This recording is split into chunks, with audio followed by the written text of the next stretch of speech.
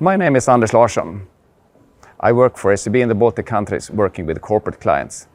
Daily I have extremely interesting discussion with business leaders. And hereby I invite you to join these discussions. So please, welcome to my world.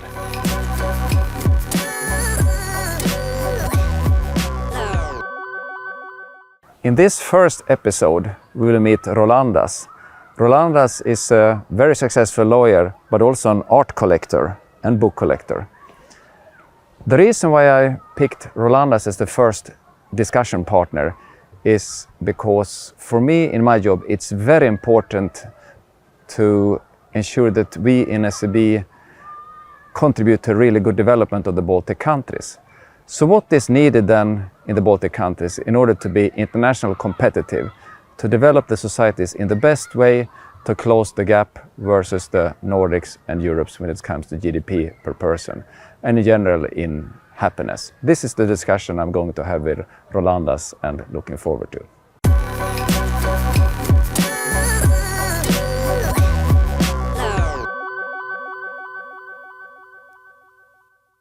Well, thank you for inviting me firstly. As you know, I'm Rolandas Valiūnas. My main position is I'm managing partner of the law firm Valiūnas. That's probably the largest and I hope the best law firm in the Baltics, but that could be argued, of course, by other people. Otherwise, I do a lot of public work. I'm chairman of Investors Forum. Investors Forum is the organization that unites the largest foreign investors. I'm chairing this organization for quite a few years already. And on Friday, we had the board meeting where I was re-elected for another 3 years. So I will continue with probably the best possible board to imagine that is represented by many investors in Lithuania. In addition, I'm the chairman of Baltic Management Institute. Well, again, I'm chairing it probably around 18 years, and that's beautiful business school in Lithuania that we have around 1,000 graduates during those years, and that makes very nice community of the people. So I could continue probably for 40 minutes about other public work I do. Maybe I just would say what else I do that I believe is very interesting. I'm art collector, and I'm art collector of what I call Lithuanistic art. Anything I collect should be related to Lithuania in the broader sense, which includes the present Belarus, part of Russia, or even Ukraine. So I collect the paintings, the old books, engravings, maps, whatever else.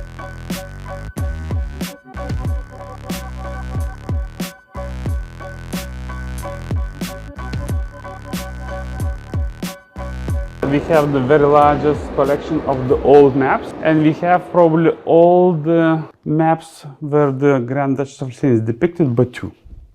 Because there is a catalog actually made by the Polish guy from Vilnius, but he lived in Germany, but he was of the Polish origin. And he had the biggest collections, he made the catalog. So I'm missing two from the catalog, but I have two that were not in his catalog. He missed two. You know, some of them are hanging here, but most of them are in the storage. Because, you know, in the beginning when I bought it, a few of them I just was framing them and putting on the wall. But then, you know, was no walls anymore. No. When Lithuania merged with Poland in 1385, Lithuania definitely at that time was the largest country in Europe. Not by population, of course. Poland had 3 times more people living in Poland. That was different. Size-wise, Lithuania was 3 times larger. In the Investors Forum, when you're discussing what could we do in order to make Lithuania as a country better to invest in for foreign investors, and then trying to maybe broaden that a little bit, not only talk about Lithuania, but the Baltics in general, Estonia and Latvia as well. What do you see as the main improvement areas for foreign investors? What is it that you are discussing as the most interesting topics to be developed? Well, firstly, I would say Baltics are doing very well. And if you take Lithuania specifically, recalculated GDP per capita today is bigger than Spanish, much bigger than Portuguese. So what else you could expect? Because 10 years, 15 years ago, you would not imagine that. So we are living pretty nice economic life. Could things be better? Of course. the sky is the limit. So, well, we should think what could be different in our countries. And firstly, probably the worst thing for us, we are small. Even together, we are very small. Because when you speak with somebody in Romania, where they have, I guess, around 30 million people, they believe they're small. So just imagine how small we are, which means the companies are not coming for our markets. Well, some, like pharmaceuticals, they would come for the markets, but otherwise, well, Poland, it's the place where you would come for the market, but not the Baltics, even Lithuania, which is the largest of them, but still so tiny, small. Another problem which we have, which we cannot change ourselves, of course, the neighborhood. We are on the edge of European Union, and in addition, we have the neighbors. And those neighbors are not the best. And last year, in the beginning of last year, before the February 24th, we had slightly one situation. In March, we had completely different situation because the investors for the countries that are further away from Europe, like Canadians or Americans, they look slightly differently on what's happening there. And for them, it's really difficult to realize that Vienna, Austrian capital, is closer to Kiev than Vilnius. And in theory, they could have the more problems. So they're afraid, they stop investments, they stop the plans. And of course, that had the impact. Well, I hope when the war is over, that situation would change completely. And everyone would feel that we are in a very secure place. Let's see how that will happen.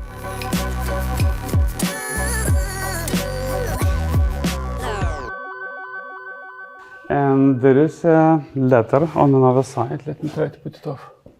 Hook up there. Yeah, down, and you should take the painting off. So, nice. Okay. I need to step. Så som ett uttryck av min tacksamhet för all gästvänskap. Jag åkte till ett hem och för all hjälp med länder till Litauen.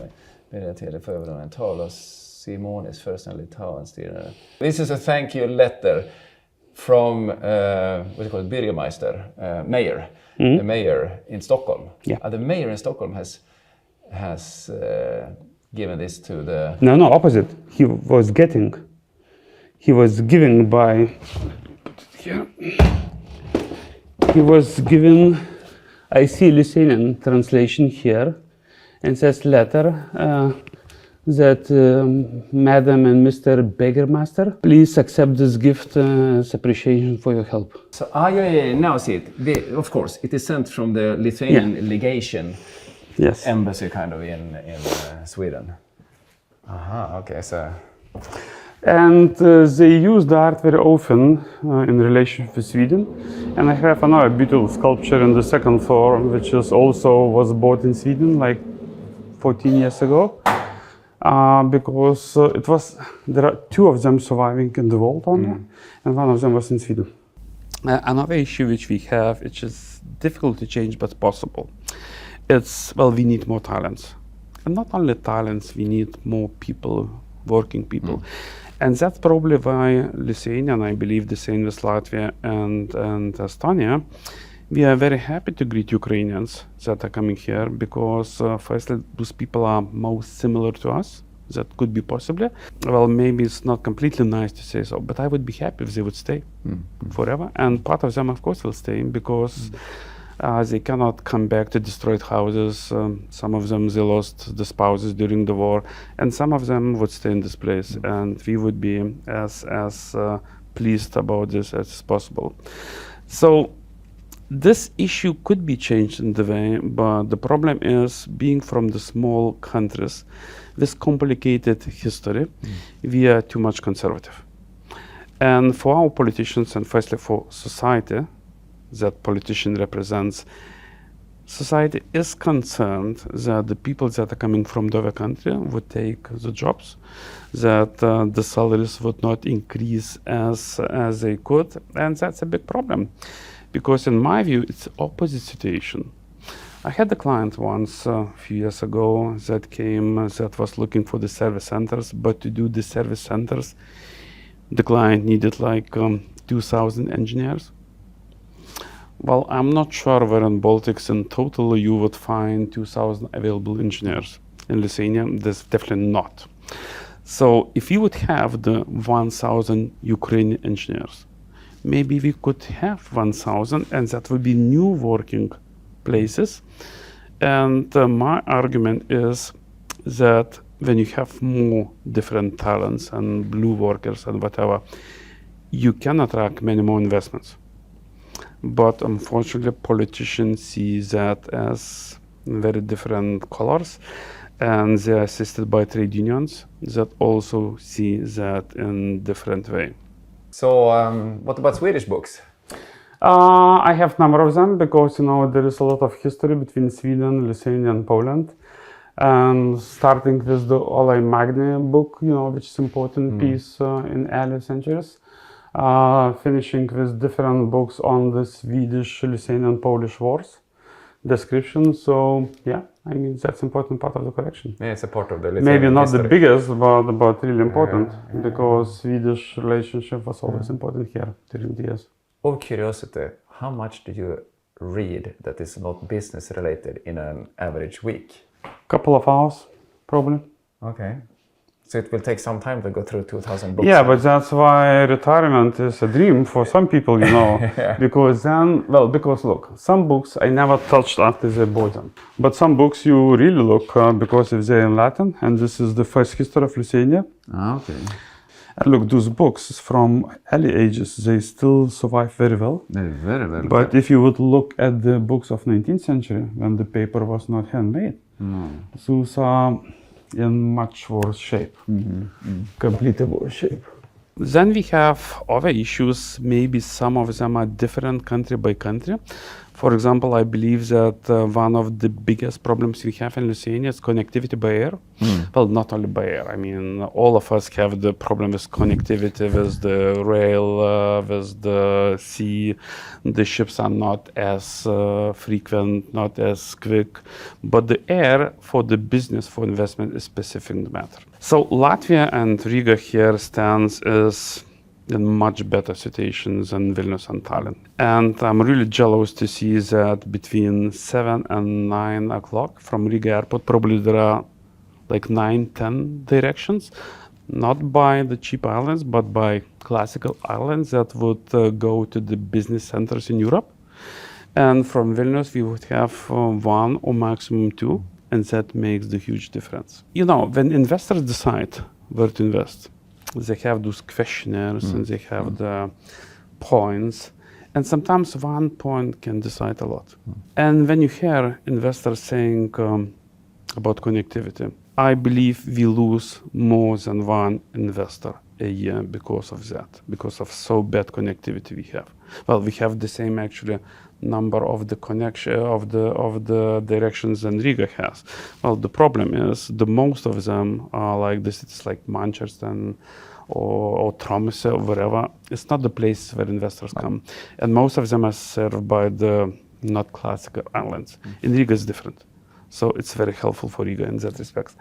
And I believe that if we lose couple of investments a year, I mean, not that they are leaving from Lithuania, but they are not coming. Not happening. Yeah, they are not happening. Yeah. Don't ask why, but there is calculation in my mind that one investment would bring 20 to 30 million euros in taxes a year. Well, there are huge investments like Thermo Fisher that brings hundreds of million euros in taxes. There are smaller, but 20 to 30, that would be what I see from my clients and the members of Investors Forum. And that's the number of money. Just think, if we would put 50 million euros a year into air industry, in the airlines that would have the main bases in Vilnius, how much flights we could have, and how many directions we could have double daily to Stockholm, the flight leaving not at 6 o'clock in the morning, and not the like one flight to Tallinn that leaves, I guess, around 10 o'clock in the evening. Yeah. That's the only flight to Tallinn from Vilnius, which is terrible, but we could have the double flights to 27 needed directions in Europe. Let's not speak about other places, the Europe, that would be important. Then definitely this money would cover that. But let's not talk about the European legislation, state aid, because when there is a political will, then you can find the legal ways how to do it. And those money spent would be well paid because investment would return those money immediately in a couple of years. So that's the problem, where I believe the Latvian government is doing much better job than Lithuanian, and Latvian politicians are looking much for wide to connectivity issue, because sometimes they get the criticism about the money they wasted. I guess the figure mentioned was 250 million during 5 years. In my view, it's not money wasted, it's money invested in the right direction.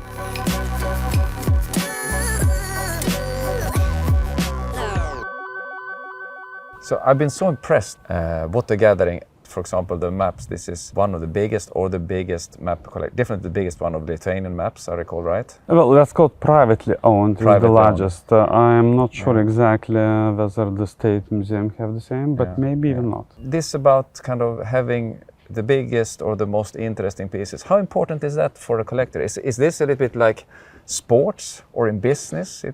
It's important to be the best, to be winning? How do you see it? Not at all for me, but it's easy to say me so, because probably I was the first among the collectors to move to those different directions. Because the collectors who came from the Soviet time, they are pretty secret, they kept the things in their houses, because some of them get into troubles because of collecting during the Soviet time. So with new generations, which I assume I'm coming from the new generation, I probably was the first, to go with such a wide approach to the things. And natural that, in Turtle we have the largest map collections, we have the largest old book collection, we have the largest Vilnius description collection, and probably the folk art collection, probably definitely the largest. And I was never in the competition with anybody, and it was, I believe in my collection there are like 2,000 old books, and to my best knowledge the second largest collection would be around 300 books. So it's not competition. I started to work in this job that I have for SEB in the Baltics, head in corporate banking in 2016. And what I heard from almost the first day when I started to talk to clients, that was what you touched upon, the access to people. Of course, salary inflation is one thing, has been a theme over the years, but it's even more kind of the lack sometimes to find the right skill of the people that you need. And I can take an example from our own business then. I mean, we have big shared service centers and IT development here in Vilnius and in Riga. But when we in LSNFI, the big corporate bank, when they were opening up a similar type of support organization, they actually opened up in Warsaw. And the reason for that was that they realized that, it was tricky to find people with certain skills in the Baltic markets. But in Warsaw, it was a number of other international, especially investment banks that had their back offices, their operations on, and thereby you could recruit in people from those banks. So I think it has to do with, you say this, with also the size of the countries. I think one thing that I've been thinking about, what can we do then? I can understand that there's a political cautiousness in relation to the voters, to kind of being too open to the borders. On the other hand, in opening up for specialists to come here, what can we do in order to increase the attractiveness to have the specialists coming here? Because I'm totally on your side that this will just create a bigger local wealth that is beneficial for everyone. Let's separate how to attract them, and another question is how to make them more easy entrance. It's two different matters in my view. Well, if we would speak about Vilnius as the example, the city which is closest to my heart, in my view is one of the most beautiful cities in Europe. I really like the old town of Vilnius, which is so beautiful. And I believe the number of restaurants, number of entertainment and everything, it makes the city a nice place to live. Speaking about the foreigners, well, there is a number of international schools. Could be more different languages, but the number of the schools we have right now, it's sufficient for people to come and to find a place for their kids to go somewhere. But what could be different? Why people are coming to one of a location? Well, firstly, not necessarily the first priority, but of course they need to earn a reasonable amount of money. And here it's a bit related with taxation issue as well. For example, now we have the social insurance capping on the salaries, but we have the what we call progressive taxation on income tax. So you pay not 27% or 32% if you earn more than this.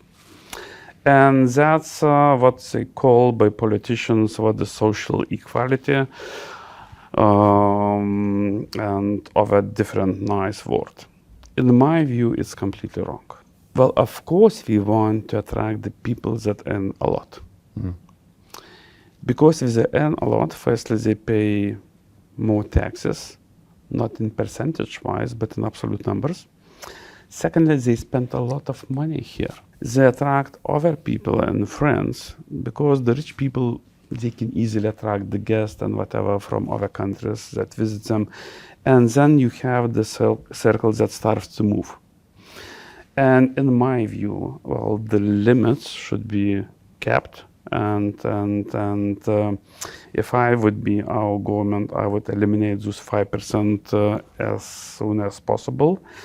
And this draft exists in the package for the reform of taxes of the government that probably they will submit to Parliament at the end of June. The problem is that this beautiful proposal is supported by other proposals that are not as positive. And now there is a lot of discussion, and we don't know whether that reform would happen or not. In my view, the politicians should stop making simple mathematical calculation as they often do. If they would eliminate the tax, we would attract not just more people, but more investment. Because I know by myself, by my clients, that they would go to different locations because this open-ended taxation of the big salaries. And the companies are established sometimes in Spain, sometimes in Gibraltar or other places. Just think about hedge funds. Hedge funds hire the expensive experts who are looking what's happening in the world. And probably you know better about that topic, but to my best knowledge, this income of those people are anything between 1 and 5 million yearly with bonuses. It's a nice living, yes. It's a nice living, and this job lets you to live wherever you want in the world, because you can do that job, from wherever. And we had the beautiful Vilnius. We had the beautiful weather during the summer, not as much the beautiful weather during the winter and November and February and March. And plus we have the taxation that sometimes doesn't look attractive. So what do people do? Some of them, they like Vilnius so much that they decide to live, or Riga or Tallinn, that they decide to live here as anyhow. But many people have different choices. For example, they can decide to live in Dubai 7 months and to be tax resident there. To my calculations, there are a few hundred Lithuanians that are living 5-6 months in Spain.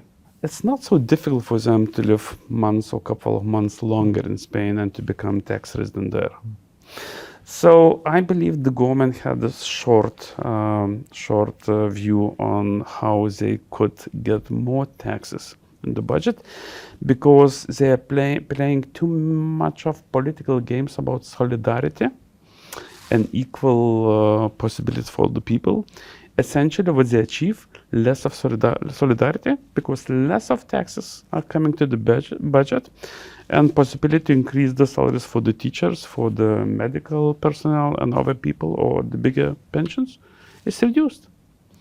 So it's a big mistake.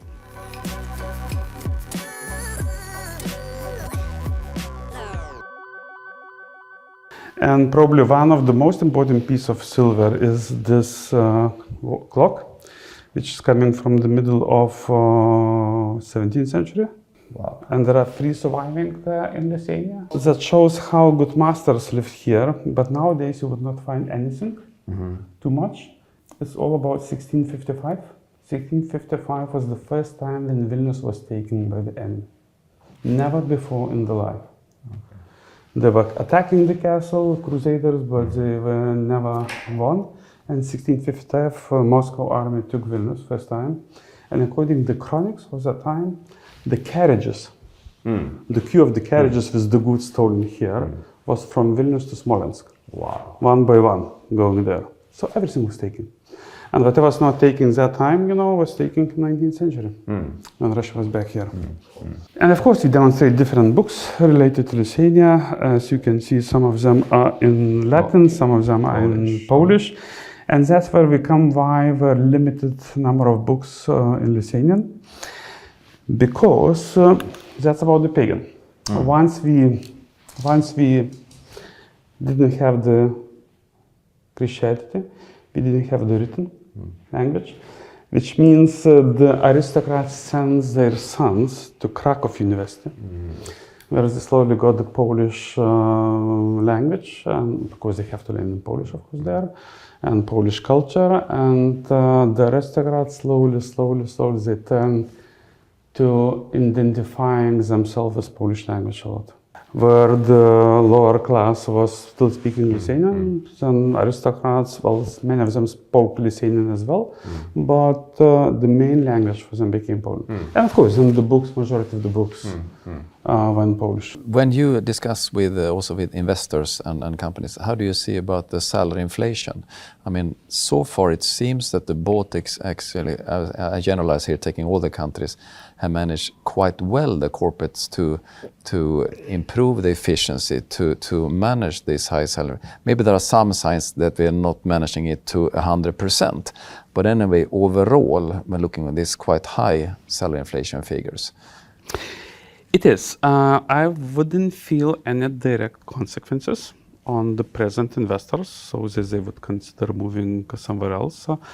Of course, if you would have the sewing factory, that would affect you dramatically. But when we speak about IT sector or fintechs or service industry, if you would compare what you would pay in Stockholm, if you would hire the IT people, AML people, whatever, and even with the increase of the prices here, the margin is still so large that it doesn't affect. Well, if you would look at the Danske Bank service centers, 4,000 employees. The Danske Bank is done if the service center was stopping suddenly. I mean, all the service is in Vilnius. And so far I see they're very happy, and I hope SEB is very happy about what they're getting here. So would you take a risk to move it to China? No, not of course. I mean, now you're looking how to get things from China closer to your place. So I believe, doesn't have effect now. If that would continue, there's always leverage. If it would become too high, then the investment in the area would stop, and that would affect reductions. And so the balance will be there another way. But we still have long way to go to the Swedish, Danish, Finnish salaries. But I mean, from my perspective, I think in order to increase the wealth of the general employed person here, of course, one need to have, in order to bridge this gap, close the gap versus the Nordics, then of course you need to have a quite high salary inflation. But also then you need to pair that one with the value add, and that's why what we're talking about, in order to be able to ensure that the education system is producing people that can take those advanced jobs, that one can get the international specialists coming in to produce the jobs, so you get the value added out of the employees. I think that is the key thing, and how to balance this. When you said value added, that reminded me the largest, I would not call it a problem, but largest unhappened matter, not just in Lithuania, but I believe in Baltics in general. Because still we don't have any brand that would be worldwide recognized, that people would pay the margin. And when you look at the Scandinavians, there are so many brands you have, and people pay money because of the brand. That helps for the companies to do better things. And we have way to go still there. And when talking about brand, we can talk about a brand of certain products and so on, or services, but we can also talk about brand on countries. And I mean, some countries have been good in branding themselves, willingly or not willingly. And what do you see? What are the brands of the Baltic countries, or what could they be, the strong brands? I see, for example, that when we do business in Germany, we have approaching the larger German corporates there, and it works extremely well to be seen as Swedish, because Sweden has a good brand name in Germany. And on top of that, when we discuss things about sustainability, we get into the blue chip, large German companies on that. And this is, of course, it's knowledge is one thing, but it's also the brand of what is Sweden in Germany that is helping us there. Well, those things are always better seen from outside than inside, and I would be interested in your opinion more than myself. But if you would force me to say something how Baltic countries are perceived, so obviously Estonia managed to build the e-country image pretty successfully, and what they did, it deserves admiration. Because when I compare what's happening in Estonia and Lithuania, the difference sometimes is not that large. But from the brand point of view, they did so much better, essentially, and they deserve applause because of that.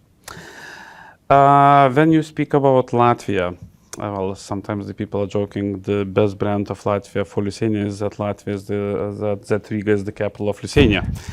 It's still happening with the foreigners. When you have a discussion with somebody, yes, Riga, capital of Lithuania, so that.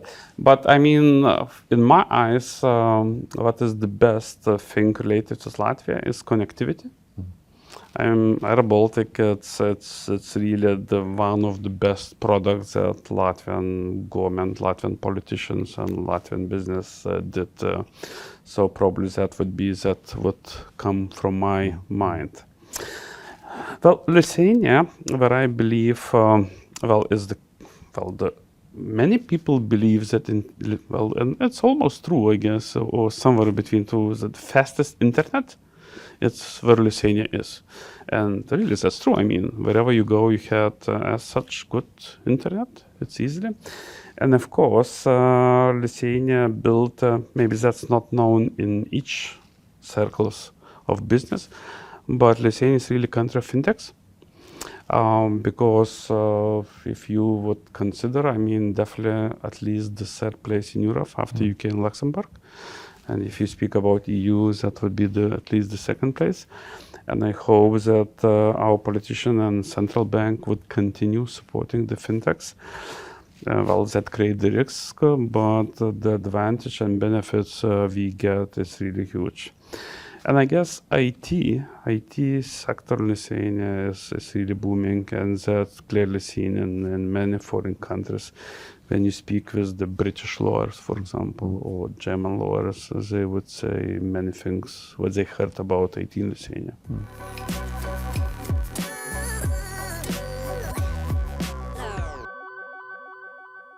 Do you have any views about the school system in general? Or is it where it should be in order to produce these really talented people that is needed, or could it do more?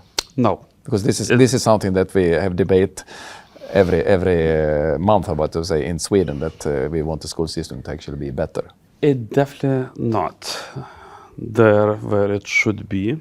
And the proud father of the four I know, well, all of my three kids and my daughter is still in the school in Vilnius Lyceum, which was the brand as the best school for many years of Lithuania. But if you would look at our educational system and both secondary schools and universities, we are not where we should be, which is good, because we have so many opportunities. If we would improve the things, we would really can do much more. And firstly, that related with the salaries of teachers, if you go to the kids level. And of course, it's so difficult to get motivated people to choose the teacher profession with the income of the teachers they get. Well, there are good people that go there, but we need more of the best because they teach our children. And that's so important. And again, that's coming with the tax and money that could be allocated there. Infrastructure of the schools are not organized in the best way, in my view, in Lithuania. For political reasons, there are a lot of games about the school where there are just few children. And of course, if the country can afford it, if we are able to allocate, it's good to have the schools very close to the home of the children. But obviously, we cannot afford that today. So it is better that kid would travel 10 kilometers, but he would be taught by the teacher that knows what he is doing, that he is motivated. Then he travels 500 meters and he is taught by somebody who is not motivated, who doesn't care, who is not sure how much is 2 plus 2, and that's a big issue. Well, we have a lot of discussion that we should learn from Finnish educational system, and there are a lot of discussions that Estonia really moved forward in that respect, and there is a lot of advantages there. But unfortunately, we haven't managed to do the reform yet in the schools, and we just lost the Minister of Education. So hard to say how the reform would proceed furthermore. If we go to universities, well, I was the chairman of one governmental group about the reform of universities, and I was member of another group. I said to myself, never, ever again I would be member of the group. Why? Because both groups did a reasonably good job, in my view, presented the results to the minister presented to the parliament, and there the reform was killed. It was not political will to do the reform because they were afraid how the rectors would react, how the students would react, and they left many things how there. The biggest problem that we have today, the financing of the universities organized in the way where people are willing to the so-called social professions. Like they want to become lawyers, they go to study different matters, but not the physics, not mathematics, not engineering, not the professions that are really so much needed for economical development of the country. And as long as we would not have the reforms that would motivate people to change that, we would not achieve what we could achieve otherwise. So universities are not really able to attract the best students? Oh, they're able to attract, but those people choose easy professions. Yeah, that's what I meant. They are not choosing the professions. Yeah, they are not able to attract professions that are much more important for economical development of the country, like, for example, engineers. Yeah. Well, you can produce 1,000 lawyers, and or bankers, maybe. Well, bankers are still better than lawyers. Okay. They're still better people than lawyers, but I would like that we will produce many more engineers than lawyers. Yeah. And now we have the opposite station. No, I agree on that one. But what about because we come back to, I think, one thing that is limiting, and that is, of course, also the mere size of the countries, as you say. I mean, and that goes into the educational system as well, because it costs to have a top 100 league university being in that league in the world as well. So you need to have kind of the scale of it and the tax income of it and so on, and be able to fund it in a good way, or having kind of corporates that have put in money into it and supporting it and so on. Could one in various areas do more of cooperation in order to also give the feeling of a bigger market, more harmonized regulation and so on? Now a very wide question. But you see, before you go to cooperation with other countries, and that's happening, cooperation, it's happening. As I told, I'm chairman of Baltic Management Institute, and that was established as consortium of the different European business schools like HSE. the Paris School, France. which is one of the very leading business schools in not just in Europe but in the world, by Copenhagen Business School, by the Valiūnas Business School, and by Bergen Business School. And that really helped, to prepare the programs where we have the professors coming from different places, not just from those 4 universities, but from different places, where the MBA program was really, really nicely made. And as I said, we had like 1,000 graduates during the years, and people that are proud to be the part of this alumni group of BMI, because they believe the values they received is really nice. So there is a cooperation, but I mean, our problem is not there. Our problem is that in Lithuania, I don't afraid to say exactly how many universities we have today, but I would believe at least 2 times too many. Because in addition of being called university, you have the autonomy, which is reapproved by Constitutional Court. So what the autonomy means? Autonomy means that they get the money and do whatever they want with the money, and they get money from the budget. And you cannot tell them how to spend this money. So yes, universities tend to go the way that the rector or senate decides, and those ways are probably good for that particular university. But is that good for the country? Have you ever thought about becoming a politician? Because quite many of the things that you're referring to, it kind of stops at the political end, right? Well, to answer your question, whether I considered, well, yes, I thought about that more than 10 times. And each time I came to the very, very conclusion, never, ever. Never, ever, because of the few things. Firstly, I do not believe I would be able to make the impact. Because there is a need for more people from the business to go to the politics to make the impact, and I don't see those people willing to do so yet. Secondly, I believe I had such intensive life of being a lawyer and being active in different public work, that whenever I'll have the possibility, I would like to do something different, more fun for me. Like, for example, I'm willing to become the guide of my museum. Yeah. Because now we have like art experts who are making the excursions around, and we usually do just guided tours, because guided tour is the best, because that's how the people watch not the wall or the frame of the painting, but they get the idea what it's all about. And I'm not the art expert for obvious reason, but I'm the one who bought each piece of the collection, and there are 8,000 items in the collection. Yes, it's 8,000. Yes, I believe it's probably one of the largest art collection in Central Europe, private, of course. So I know history of the item, and I know stories that art experts would never know. So that I believe I would be perfect art guide, and I would enjoy it.